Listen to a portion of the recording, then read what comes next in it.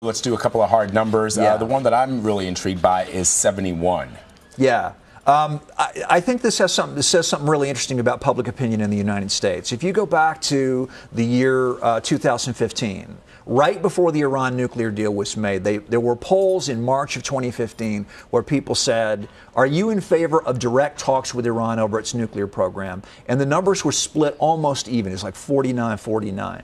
But today, 71% of people say they favor direct talks with North Korea. Only 21% are opposed. What does that say? I think what it says is that on the right, that Republican voters are much more sensitive to who they think they're defending in public opinion polls. In other words, it's not about the principle of direct talks. This is something that Trump is committed to doing, and therefore they support it. Democrats are a little bit more skeptical about anybody trying to do this, where Republicans are going to support President Trump because they support him personally. I like 56 because I'm always sort of interested in how Russians view Vladimir Putin as he continues to maintain his grip on Russia, and Russia becomes increasingly isolated from the rest of the world. Yeah, well, Putin remains very popular. Obviously, he just won another term earlier this spring. He's still got an 80% approval rating.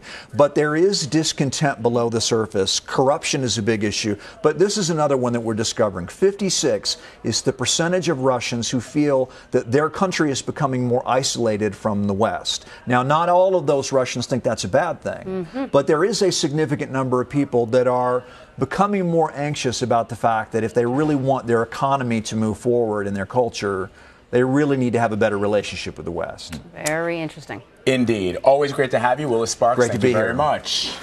Of course, you can check out all of these stories and more by subscribing to the Signal newsletter. Sign up for it at GZEROmedia.com.